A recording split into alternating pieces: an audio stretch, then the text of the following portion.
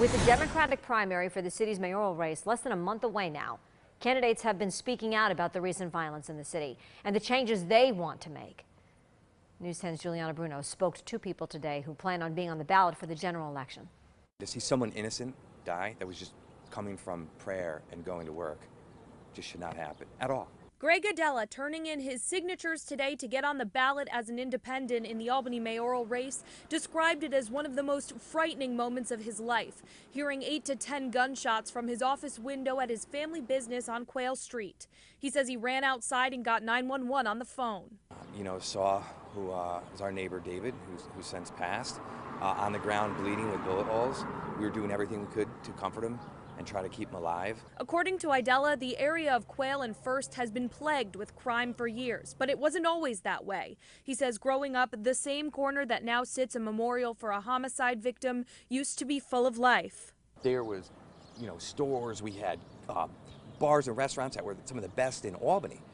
And then you just saw it decline. And after Jerry Jennings' administration, it just went down the tubes. Idella believes the current administration is turning its back on the community and leaving neighbors who want change out of the conversations at City Hall after tragedy strikes. He thinks crime is the biggest problem in Albany and requires immediate attention, and that the city needs more police officers and after-school programs for youth. Running on the Republican and conservative lines is Alicia Purdy, who says her heart is shattered over the recent violence. My reaction, like everybody else in the city of Albany, was shock, dismay, pain, sadness, fear. Changing this, according to Purdy, starts with changing leadership. One of the things that I tell people is be careful of the promises in an election year from incumbent leadership, because if nothing has changed, nothing will change and everything just becomes rhetoric. Purdy feels the city's approach to anything, including crime, is passive and reactive instead of preventative. When they come out and say this has to stop and we demand better,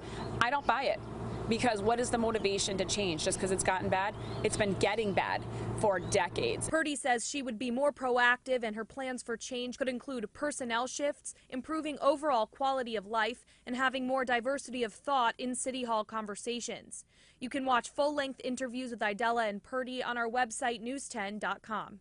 Reporting in Albany, Juliana Bruno, News 10 ABC. All right, Juliana, thank you. And for the latest developments on the ongoing violence in Albany, you can also turn to the News 10 ABC app, which you can find on Google Play or the App Store. Of course, we'll continue to follow the recent uptick in violence in Albany.